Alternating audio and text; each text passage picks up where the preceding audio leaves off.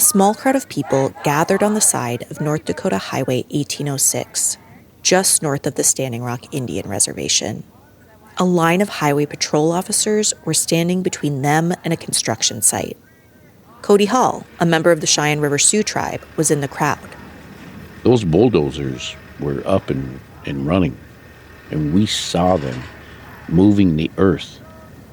If those bulldozers were allowed to continue, a massive drill would soon bore a hole underneath the Missouri River to make way for the Dakota Access Pipeline. The tension was so thick that something was going to happen physically. And I remember thinking, I was like, oh gosh, people are really at their boiling point. I'm sitting there, kind of pacing back and forth. I happen to look over to my right, and I saw the women, and they were singing their death song. And in our culture, when you sing your death song, that means you are obviously not afraid to die. And then all of a sudden, a group of women went and jumped the barbed wire fence. Nobody had planned this. The fence marked the edge of the area where police were allowing protest. Beyond it lay the construction site and open grasslands. I was like, hey, stop. I was like, we don't know what's going to happen. And they might shoot you, right? And I remember one of the ladies said she didn't care. She said she doesn't fear a bullet. She doesn't fear death. And when I saw her take off, and I remember looking back at friends, and people were like, whoa, stop, hey, come back. And then I said, forget this. I said, every man available, jump the fence and let's stand behind him. Let's go help these women defend our lives. They ran onto the construction site, halting the work. We do this to stop the desecration of Unchimaka. We do this for the next 7 generations. We do this for the unborn children that are coming to this world. We're protecting the water. Our water is life. The momentum was there. The people's energy was something I had never felt before in a big group. We stand for our land and our water. We had that feeling that we were going to defeat this energy company. You probably already know. The Dakota Access Pipeline was eventually built. But before it was, tens of thousands of people arrived on the prairie just outside the Standing Rock Reservation and attempted to stop it. Standing Rock became the largest Indigenous uprising in the U.S. in the last half-century, and it was happening in opposition to an oil pipeline company. Maybe that's why the company behind the pipeline, Energy Transfer, did what it did next. In 2017, after the oil was flowing, after police forced the huge encampments of pipeline opponents and water protectors to go home, Energy Transfer filed a lawsuit, a really big one. The company claimed that the whole Standing Rock movement, the massive effort to stop the Dakota Access Pipeline in 2016, was actually a conspiracy driven by Greenpeace, the Save the Whales guys. According to the pipeline company, it wasn't the Standing Rock Sioux tribe or other Indigenous people who led the movement, despite what numerous media reports, eyewitnesses, and public officials will tell you. It was a giant environmental nonprofit conspiring to take down the fossil fuel industry. I'm an environmental reporter focused on the criminalization of environmental defenders. I've been covering Standing Rock since the early days of the movement. And Energy Transfer's allegations against Greenpeace defied both what I'd seen with my own eyes at the protests and what I'd learned over years of reporting on the Standing Rock movement. The story the lawsuit told was so different from what I'd heard from Cody and others. Source after source had told me Indigenous people and nations made their own decisions to stand up against a company that threatened their water and their rights to land.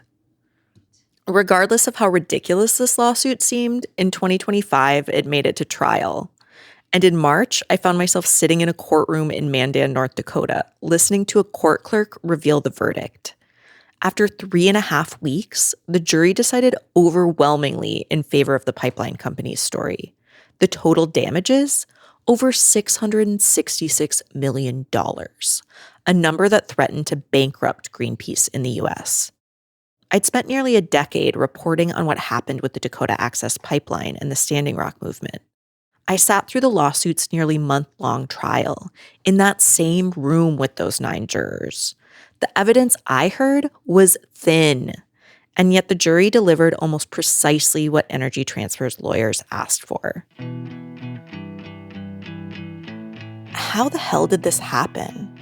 And if an oil company could push its version of events so successfully here, then what did that mean beyond this courthouse?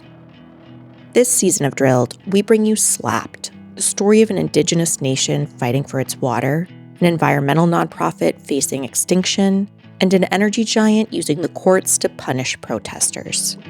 I'm Aline Brown.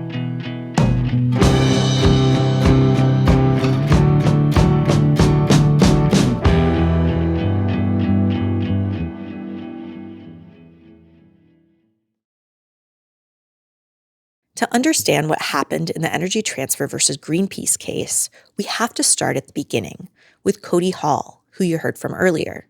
He was actually at the center of Energy Transfer's lawsuit, until he wasn't. I'm from the Cheyenne River Indian Reservation in South Dakota. The Cheyenne River Reservation, where Cody lived, is immediately south of Standing Rock. Both reservations are home to the Oceti-Sakowin people, also known as the Lakota, Dakota, and Nakota. The people who live there aren't just neighbors, they're relatives. Cody helped start the Native Lives Matter movement there, so it was natural that he would be asked to join the fight to stop the Dakota Access Pipeline. I was approached by an elder group in Eagle Butte there on my home reservation that said there are people gathering in Standing Rock. Can you go up, and just get an assessment of what's going on, Cody? Cody arrived at a protest encampment on the Standing Rock Reservation in early August of 2016. I went up there with just a backpack of, I think, 3 days of clothes, and then ended up being there months. Energy Transfer had originally considered putting the Dakota Access Pipeline upstream of the city of Bismarck, which is mostly white. But the Federal Army Corps of Engineers rejected that route, in part because it could have harmed the city's drinking water supply. The new approved route crossed the river just north of the Standing Rock Reservation and its drinking water intake. To Cody and others, this was a case of environmental racism. People had begun to travel from all around the country to defend the Standing Rock Sioux tribe's drinking water, sacred sites, and land rights. They called themselves water protectors. Facebook Live had launched that spring, and many pipeline opponents were using it. This is the main camp. There are still other camps, like Sacred Stone, which is up there, and Eagle's Nest. And there's also the new Cheyenne River camp, which is further down that way. In late summer, people began to set up additional tents and teepees on federal land near the pipeline crossing. This new encampment, called the Oceti-Sakowin Camp, was on land officially possessed by the Army Corps of Engineers, but that people from Standing Rock still considered theirs. It felt home. It took your spirit back to a much loving time period of our people. And I thought, you know what? Yeah, there's nothing wrong with taking back land, right? The camp was established on unceded territory, an official designation that means that Oceti-Sakowin people never agreed to give it up. The area where Energy Transfer was building was also unceded territory. For the water protectors, the pipeline fight was a matter of Indigenous sovereignty. The Standing Rock Sioux tribe is a nation, and they argued that Army Corps shouldn't allow the pipeline to pass under the river or over culturally significant areas without substantial government-to-government consultation. Soon after Cody arrived, he was approached by Deb Whiteplume, a member of the Oglala Sioux tribe. I knew of Deb and knew what she was doing long before any pipeline came about in our territories. Deb died in 2021, but she lived a life dedicated to defending Lakota people. In the 1970s, she joined the American Indian movement, and Deb led a resistance group that protested against the Keystone XL pipeline, which was set to be built through her nation's territory in South Dakota. Now she was bringing a version of that group to Standing Rock. They were called Red Warrior Camp. I remember she asked me, she said, "Cody, you speak so eloquent," right? And she said, "I would like for you to be a spokesperson for my resistance camp." She talked about how people chain themselves to block the proceedings of whatever it may be, And I thought, okay, especially it being nonviolent. I said, wow, that's kind of what I've been speaking about. After giving it a couple days' thought, Cody agreed to be spokesperson for Red Warrior Camp. Around the campfire, with other members of the group, he laid down some ground rules. I said, I don't want to know what you're doing, what you're planning. If you tell me what you are doing, and I get picked up, let's say, and they question me on, then you start breaking down the chain of resistance. So don't tell me. I don't want to know. He also told them that he was only interested in supporting nonviolent actions. Hi, my name's Cody Hall, media correspondent for the Red Warrior Camp. And today, up here in Manning... Cody's job was to film short videos and live streams that he posted to Red Warrior Camp's Facebook page. Some were filmed from within construction sites where people were locked down to machinery. He wasn't planning the actions, but he became the public face of Red Warrior. As you can see behind me, one of our warriors put himself on the machinery to stop today's construction. They are very near the camp. The fight against the pipeline seemed to be taking off. But really, it was only getting started. Energy Transfer didn't have an easement from the Army Corps yet, which would allow them to drill under the river. But there was nothing stopping the pipeline company from building on private land. Standing Rock had filed a lawsuit in July to stop that construction. But while they waited for a judge to rule, Energy Transfer kept on bulldozing. In North Dakota, security guards working for the Dakota Access Pipeline Company attacked Native Americans with dogs and pepper spray as they resisted the $3.8 billion pipeline's construction. Criminals! You guys are criminals! Go get your money somewhere else! Protesters advance as far as a small wooden bridge. Security unleashes one of the dogs, which attacks two of the Native Americans' horses.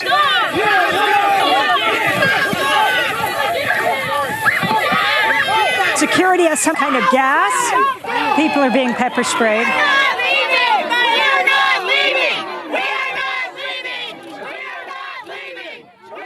On Labor Day weekend, water protectors spotted bulldozers working right where the Standing Rock Sioux tribe had just identified sacred sites, only the day before. Several people rushed onto the construction site to attempt to stop them.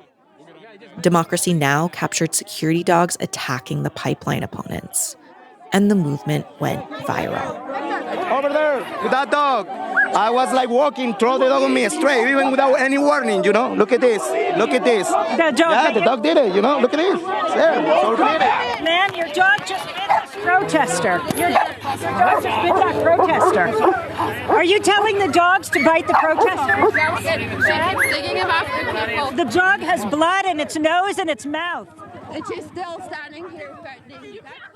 It opened the floodgates.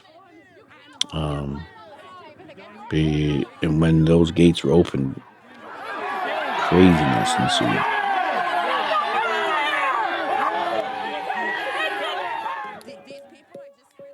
People from around the world poured into the pipeline resistance camps, from members of Indigenous nations who saw this fight as their own, to everyday people moved by water protectors' social media feeds, to longtime environmental activists who felt a responsibility to show solidarity. Churches, community groups, and individuals donated supplies to keep the camps afloat. A school opened for families with children. Several kitchens served meals throughout the day. By now, nonprofits had joined the fight too, like 350.org, Indigenous Environmental Network, Honor the Earth, Bold Alliance, and yes, Greenpeace. It was a powerful moment. But when protests get the sort of international media attention Standing Rock got, it doesn't just attract the people who are committed to the cause. Also arriving were crystal chasers, cult members, grifters, and even professional infiltrators looking to get information about the resistance to share with the pipeline company or police. Things started to spin beyond anyone's control. Tens of thousands of people traveled in and out of the prairie encampments with their egos and their agendas, which sometimes aligned with those of the tribe and sometimes sat directly in opposition. Millions of dollars also began pouring into hundreds of GoFundMe pages. Sometimes the projects people promised were built, and sometimes they weren't.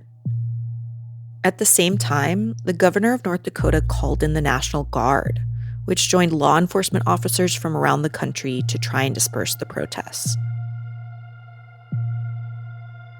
They brought military-grade armored vehicles, surveillance drones, and surface-to-air missiles.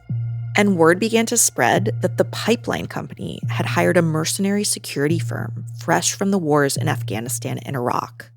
As far as the water protectors were concerned, the line between police and private security was a blur. Overhead, helicopters and little Cessna planes flown by police and private security buzzed at all hours. In between the steady beat of protests, a feeling had seeped in that Cody was being targeted. Then, as he was driving to drop someone off at the airport, a law enforcement officer waved Cody to the side of the road. He was under arrest for trespassing.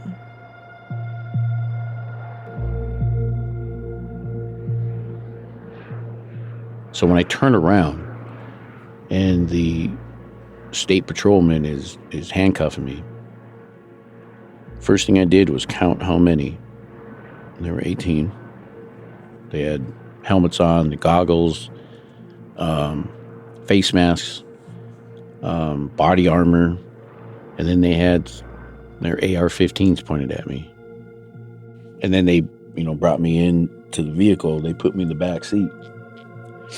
And I'm met with cheers, right? We got you, you motherfucker. Over and over again. I said, whoa, guys. I said, man, you guys take it too far. At the station, Cody says he was stripped naked and searched. 2 FBI agents attempted to interview him, but he refused to tell them anything. At night, cold air was blasted into his cell, and every couple hours, an officer would enter and tower over him. Ultimately, he was bailed out. As he left, a young officer told him the FBI had been watching him on cameras the whole time. I asked Jacob O'Connell, the FBI supervisor at the time for the western half of North Dakota, if he remembered this. He said he didn't, and that it wasn't something the FBI would have done. The Morton County Sheriff's Office declined an interview request and didn't respond to a list of questions. When Cody returned to camp, he says the feeling of being watched was more intense than ever. But also felt like that I might be being used as a scapegoat. Soon after his release, Cody attended a rally at the Morton County Courthouse to support other water protectors who had been arrested. He noticed something that seemed off. This individual kept tailing me, and I thought, well, let me walk around, right? Like, not where everybody is speaking, but just let me walk around and see if this person is still going to follow me. And sure enough, this individual was. So I thought, oh, crap. The group of people came up and said, hey, Cody, you got to ride back to camp. And I said, no, I don't. When Cody realized who the driver was, he hesitated. It was that same guy who seemed to be following him around. But his friends reassured him that the guy was vetted and had been staying at the camp. I just remember there's like 13 of us that packed into this van. When he asked me to sit with him up front, and I thought, oh, shit. So we get back to camp. I opened the door up, and he said, hey, hold on one second, Cody. He's like, can I have a word with you? And then he started to reach on his left pocket of his jacket inside. And then he showed an envelope. He didn't open it. He just pulled this envelope out. And he said, I got money for you. And I said, what? What do you mean? He said, we at Greenpeace piled up all this money. And because we watched one of your videos looking for support. So we gathered up supplies and we have monetary donations here. So I want to give it to you. I asked Greenpeace about this, and they said they're so careful about money that this isn't something they would have done. Cody said the man offered him over $200,000. And I said, no, I don't. I said, I'm not taking anything, man. And I remember my instinct said, get the hell out of there. Get out of this guy's vehicle. And I walked away, walking backwards, looking at this guy. He drove away, and I just remember telling security, hey, watch that individual. It's something sketchy. Cody didn't mention the details of what happened to anyone. It was another bizarre incident amongst the mountain of them piling up every passing week. But the Envelope Man incident would come to take on greater meaning later. By the end of October 2016, Cody was clashing with members of Red Warrior Camp. People were being shot with rubber bullets. They're so-called non-violent in the law enforcement area, right? In their point of view. But so Red Warrior people were like eye for an eye. And it started to turn the inner core of them just hated everybody, including myself, more myself. They didn't like the narrative that I was speaking of nonviolent and just take it, right? Just take it. So they were frustrated and then took their frustration out of me. I just said, I'm done with you guys. If that's the way you want, and that's what you want. I said, then I'm done with y'all. And they were like, well, we're done with you. And I was like, all right, mutual agreement. I'm not your spokesperson anymore. Best of luck to you. Cody wasn't the only one who had problems with Red Warrior Camp. They'd become controversial at Standing Rock for using aggressive tactics. On the day after Halloween, the Standing Rock Tribal Council voted Red Warrior Camp out. Cody had already made his decision. He left Red Warrior Camp for good, driving south until he got back home to the Cheyenne River Reservation. I actually arrived at Standing Rock a couple weeks after Cody left. I was there on assignment for The Intercept, an investigative news outlet. Part of the reason I was interested in these protests was because they were coming at a time when the fossil fuel industry was especially vulnerable. People were really beginning to recognize the impacts of the climate crisis and fossil fuel companies' role in it. These corporations weren't just facing a single blockade of activists at Standing Rock. As the climate crisis got worse, they were facing the possibility of escalating protests. The road into camp was lined by flags from all the Indigenous nations that had visited. Seemingly hundreds of teepees, tents, yurts, and trailers were set up in the middle of the prairie. The sky felt bigger here and closer to the ground. A lot of what was happening at camp was the daily work of surviving in the November cold. Respected elders from Standing Rock sat on folding chairs under blankets near a sacred fire that was always burning. Lakota and Dakota people I talked to told me that what was happening here was spiritual for them. When I asked for interviews, some people jokingly asked me if I worked for the pipeline company. Water protectors knew there were spies among them. There was a feeling in the air that something rare and important was happening, but that it could go off the rails at any moment. I saw the helicopters and little planes flying overhead all the time. I followed a caravan of protesters to a spot where people were blocking construction. The planes shadowed us as we drove. At night, a row of lights beamed eerily from up on a hill, along where the pipeline was being built. And next to the camp, police and private security had erected concrete barriers and barbed wire across Highway 1806. 2 burnt-out trucks served as an additional boundary. Right after I left, water protectors attempted to tow away the burnt-out trucks, and during the protests that followed, police used hoses to spray icy water at people in sub-freezing weather. Medics on the ground told me they treated 168 people for hypothermia. Here's from a Facebook Live video filmed as the hoses were fired. So that you're looking on, those that are just joining now. Yes, this is sub-zero weather. That's the bridge on 1806 just north of camp. And what you're watching right now is military, police, and National Guards firing on unarmed citizens. Prayerful, peaceful, unarmed citizens. As winter set in, anxiety over surveillance and infiltration was causing conflict, as people whispered about who might be working as a spy for the pipeline company or the government. For Cody, weird stuff related to money had continued to happen. Back on Cheyenne River, he says a guy he'd never met showed up in his hometown and attempted to hand him a duffel bag full of cash. Cody sent him away. He suspected these incidents were attempts to set him up. Meanwhile, local journalists had begun to raise questions about where the millions of dollars in GoFundMe donations actually ended up. Even Cody had run an online fundraiser for Red Warrior Camp that raised over $100,000 from over 2,000 individual donations. He said he donated what was left to an organization that supported Indigenous sovereignty. In January 2017, just after Donald Trump's first presidential inauguration, the Army Corps gave the green light for Energy Transfer to drill. That February, police kicked out the remaining water protectors camped at Standing Rock, and a giant drill bored a hole underneath the wide Missouri River before the pipeline was pushed through. Cody began to move on. He moved to Kansas City to join a woman he'd met at Standing Rock. She had kids, and he found himself stepping into a role as a father. He started driving for a limo service. But his sense of normalcy wouldn't last.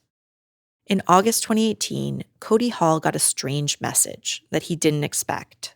I remember getting ready for work, and a college friend of mine that was working the legal fund or legal thing up in North Dakota messaged me on Facebook and said, "Hey, Cody, have you heard the latest news about you?" And I thought, oh, shit, here we go. What is it? And so I said, no, I didn't. I said, well, what's going on? And so she said, she sent me a link. And I opened the link, and there it was. It was all the documents from court. When I read it, and I was like, holy crap. And she said, hey, if I was you, I would, reach out and get a lawyer because this is pretty serious. Energy Transfer, the company that built the pipeline, was suing Cody Hall in federal court for hundreds of millions of dollars in damages. The charges were defamation, trespassing, tortious interference with business, and racketeering activities that included drug dealing, wire fraud, and violations of the Patriot Act. In other words, terrorism. Energy Transfer filed the claims using the Racketeer Influenced and Corrupt Organizations Act, the RICO Act, a law originally written to go after the mafia. Every RICO case first has to define what they call the enterprise, the network of people working together to commit crimes. In this one, Energy Transfer claimed that the network was Cody, not-for-profits, and a group of rogue eco-terrorists, and that it was not led by Indigenous people, but by the environmental nonprofit Greenpeace. In the pipeline company's telling, Red Warrior Camp was a front group for Greenpeace. They were the primary perpetrators of disorder and violence, and Cody was their leader. I never created Red Warrior. Red Warrior was a resistance camp founded by Deb Whiteplume. Cody says he didn't lead Red Warrior Camp either. He was simply their spokesperson. And he says he never took money from Greenpeace.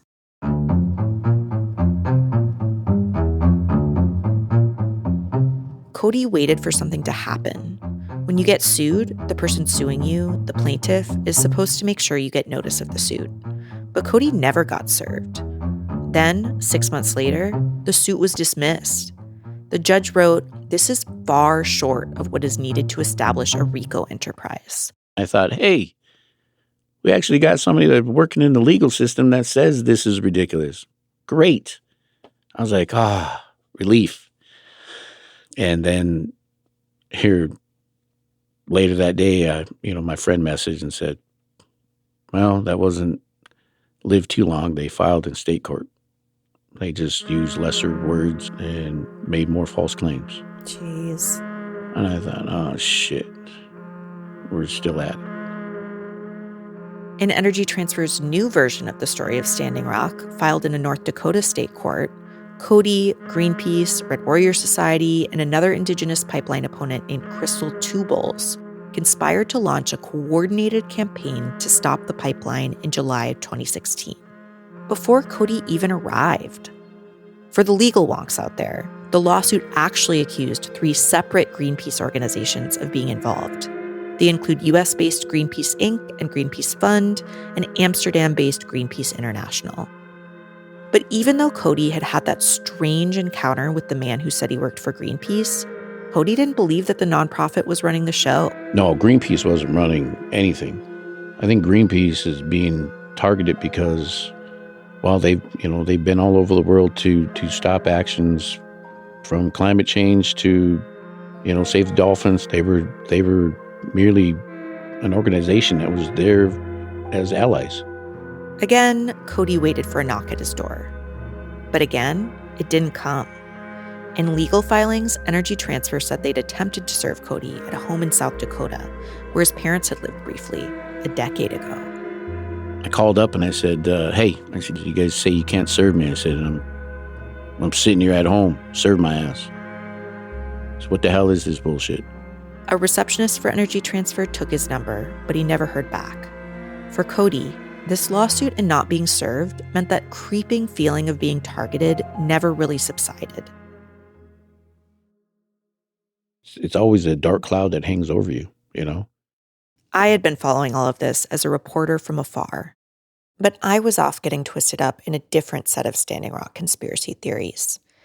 In 2017, months after my visit to Standing Rock, someone intriguing leaked a bunch of internal records to us at The Intercept. This person had been a contractor for a mercenary private security firm, Tiger Swan. Energy Transfer had hired them to lead their security operation. Tiger Swan was started in the middle of the global war on terror. The people working there were mostly military veterans, a lot of special ops guys. The leaked Tiger Swan records I got included daily situation reports that they wrote for the pipeline company. They described the security contractors' efforts to spy on and disrupt the Standing Rock movement. Here's an example of the kind of analysis Tiger Swan was providing.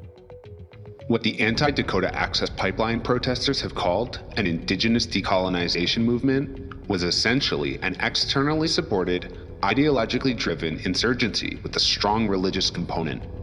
Tiger Swan compared the pipeline opponents to jihadists. Over the years, I kept tugging at threads, uncovering bit by bit just what it was Tiger Swan was doing at Standing Rock. And what I saw was that Tiger Swan wasn't just providing physical security like armed guards, but they were conducting intelligence operations. Storytelling and deception had become a key part of Energy Transfer's Dakota Access Pipeline strategy. I had talked to so many activists and water protectors who suspected the pipeline company was infiltrating their movement. And it turns out they were. In 2024, it became clear that the conspiracy lawsuit against Cody Hall, the other pipeline opponents, and Greenpeace might actually go to trial. I knew that a court battle would inevitably uncover even more facets of Energy Transfer's real conspiracy to crush the anti-pipeline movement. I had to keep following the paper trail. This is when I tracked down Cody's number and gave him a call. I was surprised when I found out Cody had never been served. And to be honest, I wasn't quite sure what to do with his story about the guy with the envelope. I couldn't verify it. What if he was misremembering some of the details? I wasn't even sure how $200,000 would fit in an envelope. But I couldn't ignore the story either. Searching for answers wherever I could, I looked up Cody's name in my cache of internal Tiger Swan records. Something surprising caught my eye. It was one of the daily situation reports, and the date matched the protest where Cody met the envelope man. I called Cody and read it to him. It says, "We did have embeds at the protest, one of which was invited to the camp by an associate of Cody Hall, one of the primary antagonists." This document seemed to be saying that there were infiltrators embedded in the crowd at the courthouse protest that Cody attended in September. It says, "At the conclusion of the protest, Cody Hall, an affiliate of the Red Warriors, invited several individuals, including a member of the security team, to return to the Spirit Camp with him, where the Red Warriors have their own separate camp." Again, this was saying that Cody invited an undercover member of the pipeline security team to go back to the pipeline resistance camps from this courthouse protest. And then it says, "Next 24 hours, conducting atmospherics inside the camp, continue social media and atmospheric gathering, continue to gather information regarding potential militants in the area of protest camps." I guess what I'm wondering is if it's possible that this protest that this is describing is the same one that you were describing where the Greenpeace guy offered you money. Has to be.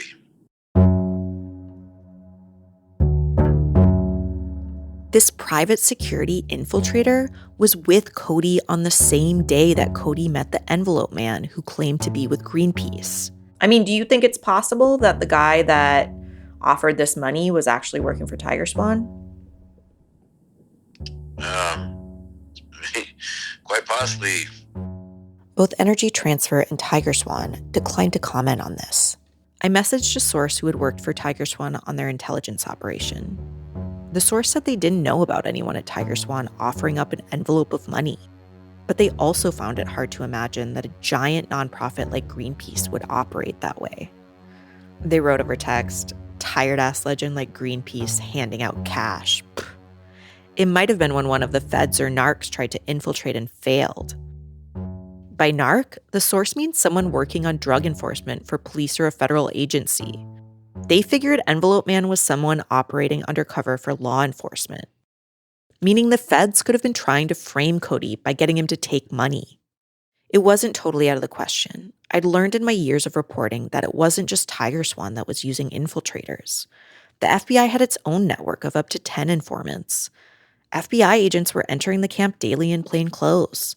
But when I asked Jacob O'Connell, the FBI supervisor, about this, he told me that it didn't sound like a plausible FBI activity.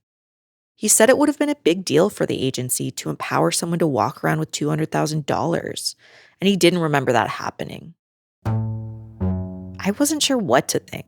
I imagined that the trial might provide some answers to my questions, but as time went on, it started to become clear that Cody had been disappeared from this lawsuit. Energy Transfer only wanted Greenpeace on trial. The court date crept closer, and Cody still wasn't served.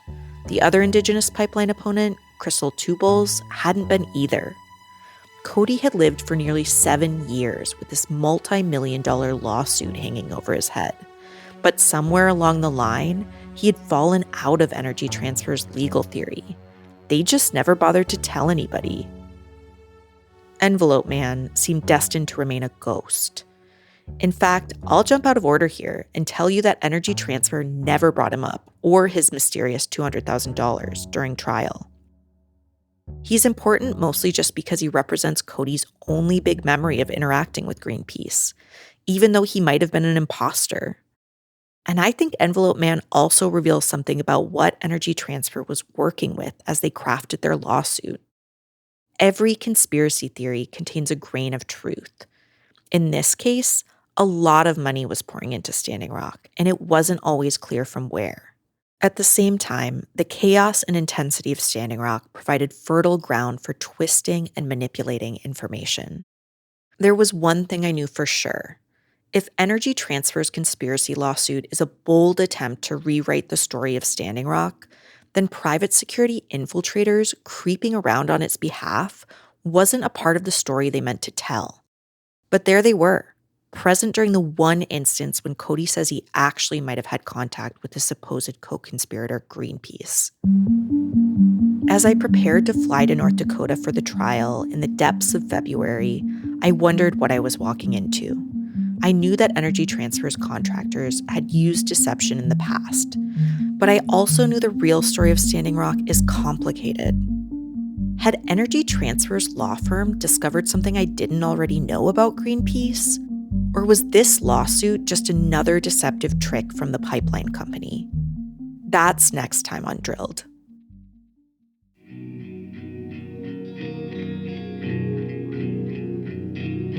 Drilled is an original Critical Frequency production.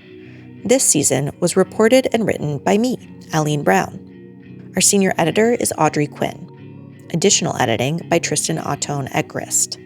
Our producer and sound designer is Ray Pang. Mixing and mastering by Martin Saltz-Ostwick and Peter Duff. Fact-checking by Shilpa Jindia. Our First Amendment attorney is James Wheaton. Our impact producer is Lindsay Crowder. Marketing by Maggie Taylor. Original artwork for this season was created by Victor Pascual of Digital Navajo.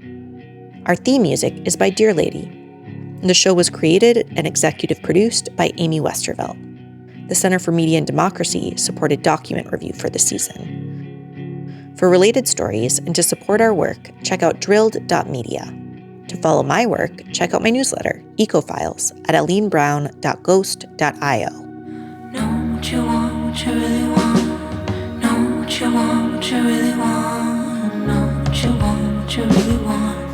Know what you want, what you really want. Know what you want, what you really want.